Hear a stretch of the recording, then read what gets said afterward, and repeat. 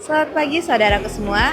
Hari ini saya melaporkan langsung dari Gedung Nusantara II DPR RI. Hari ini Selasa 27 Januari 2026, DPR RI kembali menggelar rapat paripurna masa persidangan 3 tahun sidang 2025-2026. Saat ini terlihat para anggota Dewan dari fraksi PAN sudah mulai berdatangan untuk mengikuti rapat paripurna pada hari ini yang akan membahas laporan dari 3 komisi. Agenda hari ini fokus pada hasil laporan fit and proper test dari 3 komisi. Pertama, kita akan menantikan putusan calon anggota Ombudsman RI periode 2026 hingga 2031 dari Komisi 2. Kedua, akan ada penetapan calon anggota Basnas dari unsur masyarakat yang dibawa oleh Komisi 8. Dan terakhir, keputusan untuk kursi deputi Gubernur Bank Indonesia dari Komisi 11. Setelah semua laporan dibacakan, akan dilanjutkan dengan penetapan keputusan untuk nama-nama terpilih. Untuk update selanjutnya akan saya sampaikan setelah rapat selesai. Tepat hari Senin kemarin kita melakukan fit and proper test untuk Ombudsman. Ada 18 peserta yang kita fit and proper test dan diputuskan kita memilih 9 dan hasilnya kita proses dari pagi jam 10 sampai secara maraton kita lakukan jam 5, kita rapatkan secara pleno, secara di fraksi dan diputuskan ada 9 nama. Memang setiap fraksi menyampaikan harapannya, pikirannya, gagasannya tentang Ombudsman. Saya pribadi berharap Ombudsman ke depan ini akan memberikan warna baru, terobosan baru. Memang di Komisi 2 ini kami ada 12 mitra, salah satu mitra kami adalah Ombudsman. Ombudsman ini memang punya anggaran terbatas dibanding mitra-mitra yang lain. Kami mendorong peserta-peserta yang kemarin komisioner Ombudsman terpilih itu punya terobosan, program, dan inovasi-inovasi baru untuk periode yang baru ini. Saya pribadi berharap di periode kami saat ini, Ombudsman yang sudah diputuskan oleh seluruh fraksi di Komisi 2 yang terpilih, ketuanya sampai semuanya setelah ada 9 orang, betul-betul bekerja dengan baik. Dan PR ada 2 isu semua pemaparan yang ada peserta kemarin, yaitu pertama, bagaimana Ombudsman ini dikenal banyak orang karena terkait bagaimana pengawasan terhadap layanan publik. Karena memang pemaparan-pemaparan PR besar adalah bagaimana Ombudsman ini mensosialisasikan dirinya supaya peran dan fungsi Ombudsman ini semakin dikenal masyarakat dan aksesibilitas masyarakat ke Ombudsman itu lebih baik.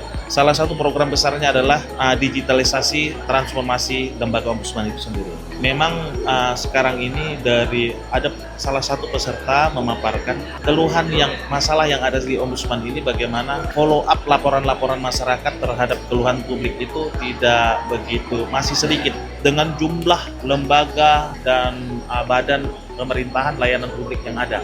1 tahun itu baru 10.000 dan itu pun 10.000 kalau dibandingkan rasio lembaga belum BUMN, lembaga kementerian dan pemerintah daerah itu sangat sedikit. Oleh karena itu inovasi, terutama inovasi terhadap digitalisasi transformasi lembaga itu untuk dalam hal konteks pelaporan masyarakat. Saya rasa ini PR besar karena infrastruktur digital sampai ke layanan publik ini kan sampai di desa-desa, di kabupaten yang layanan infrastruktur digitalnya tidak merata.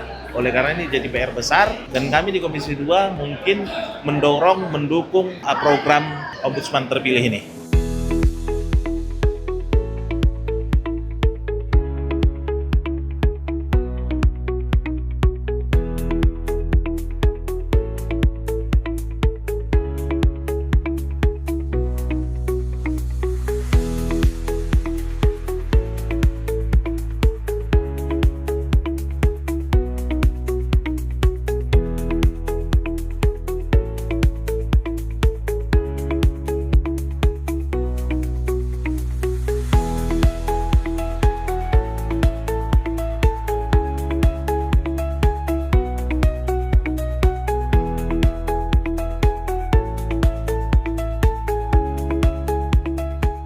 Penetapan hasil fit and proper test Komisi 11 terhadap anggota atau deputi Gubernur Bank Indonesia terkait dengan sinergi. Kita tahu bahwa anggota KSSK itu Bank Indonesia, Kementerian Keuangan, kemudian LPS dan OJK.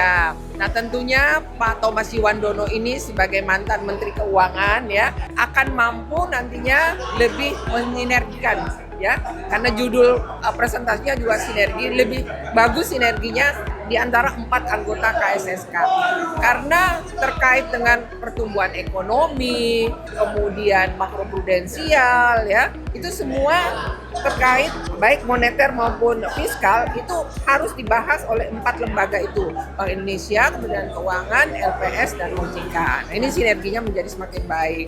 Ada titipan terutama dari saya bahwa walaupun misalnya di Kementerian Keuangan sudah menggelontorkan 200 triliun, tapi ternyata penyaluran kredit itu makin menurun. Tentu saya berharap bahwa dengan adanya Pak Thomas Yuwandono di Bank Indonesia akan kelihatan komitmen baik terutama komitmen fiskal untuk nantinya mampu memberikan kredit kepada UMKM yang selama ini tidak mendapatkan akses untuk perbankan. Ini harus ada terobosan khusus dari Bank Indonesia. Harus juga dipantau, selama ini kan uang yang 200 triliun itu belum menyentuh UMKM yang seperti kita harapkan untuk menggerakkan perekonomian rakyat, karena masing-masing provinsi itu punya target-target pertumbuhan ekonomi. Nah, kalau tidak ada perlakuan khusus untuk UMKM yang belum mendapatkan akses ke perbankan, ini dikhawatirkan tidak bisa mendongkrak pertumbuhan ekonomi itu.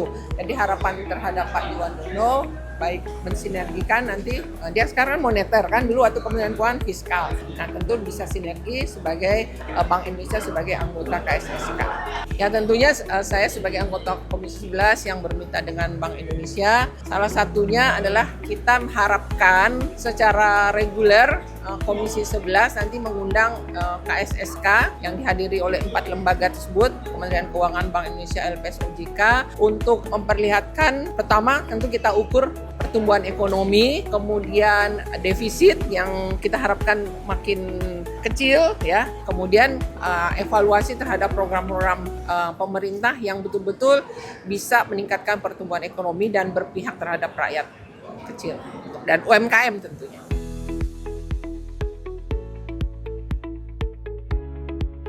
Baik saudaraku, telah selesai rapat paripurna pada hari ini. Rapat paripurna pada hari ini menjadi penentu lahirnya pemimpin-pemimpin baru yang berintegritas.